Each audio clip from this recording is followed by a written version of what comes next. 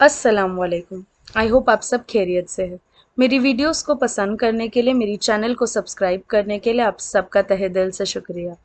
जैसे कि मैंने आप सब से शेयर किया था कि हम उमर बिन खत्ताब की ज़िंदगी के बारे में कुछ बातें करेंगे। उन्होंने इस्लाम कैसे कबूल किया, ये तो मैंने अपनी पिछली वीडियो में बात की थी। अब थोड़ी बातें उनकी ज़िंदगी के बारे में करेंगे। उमर बिन खत्ताब को अबू हफ्स के नाम से भी जाना जाता था और उनको अल फारूक का लक़ब हासिल हुआ था।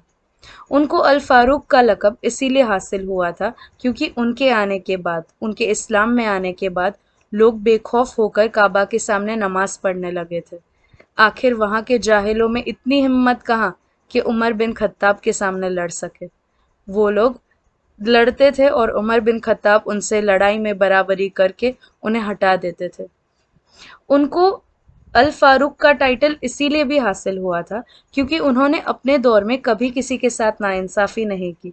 उन्होंने हमेशा मुस्लिम्स और नॉन मुस्लिम्स को सही गलत के मायने में सही तरीके से परखा और उन्होंने कभी किसी के साथ इनजस्टिस नहीं होने दिया। उमर बिन खत्ताब आमिरुल मोमिनीन बनने के बाद कभी माले गनीमत में अपना हिस्सा नहीं ढूंढते थे। उनके लिए उनके उनके जो 2 जोड़ी कपड़े थे वो उनके लिए काफ़ी थे। उन्होंने हमेशा एक बात कही थी कि वो अपनी बराबरी खिलाफत के गरीबों से करते हैं, अमीरों से नहीं। उन्होंने कुछ बहुत ही बेहतरीन चीज़ें गवर्नेंस में इंट्रोड्यूस की थी, जैसे कि वो लूनार कैलेंडर के फाउंडर थे, यानी कि इस्लामिक कैलेंडर की शुरुआत उन्होंने की थी।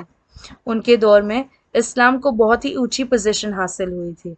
इस्लामी हुकूमत 22 लाख बर्रे आज़म तक फैली हुई थी, जिसमें पूरा Iraq, Egypt, Libya, Tripoli, Persia, Khorasan, Eastern Anatolia, South Armenian, सजिस्तान, जेरूसलम यानी कि हमारा पहला किबला उन्होंने कॉन्कर किया था, और Persian empire and 2/3 of Roman empire. ये सब कुछ उमर बिन खत्ताब के दौर में उन्होंने कॉन्कर किया था।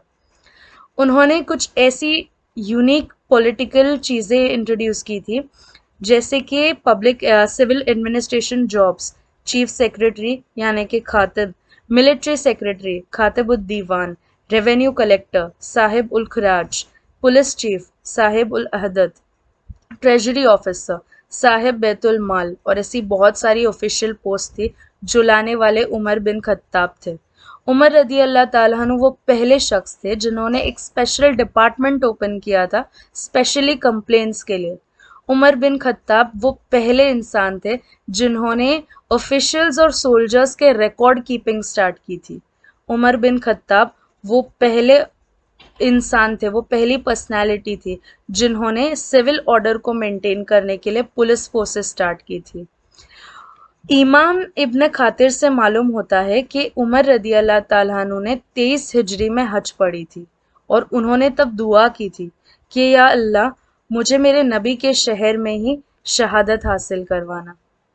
और अल्लाह की शान कि उन्होंने ये दुआ कबूल फरमाई। वो फजर की नमाज पढ़ा रहे थे जब एक रोमन काफिर ने उन्हें 2 धारी तलवार से 3 बार स्टैब किया। भला उमर बिन खत्ताब को जंग में मारने की और लड़कर मारने की ताकत या हिम्मत किसमें थी? आयशा रज़ी अल्लाह ताला अन्हु की इजाज़त से उन्हें आप सल्लल्लाहु अलैहि वसल्लम के पास दफनाया गया। ये थी उमर बिन खत्ताब की ज़िंदगी की कुछ हाइलाइट्स। अगर अब हम उनकी ज़िंदगी के बारे में डीपली पढ़ते हैं तो हम हर बार कुछ सीखते हैं, कुछ नया सीखने मिलता है हमको। और ऐसे बहुत सारे सहाबा थे।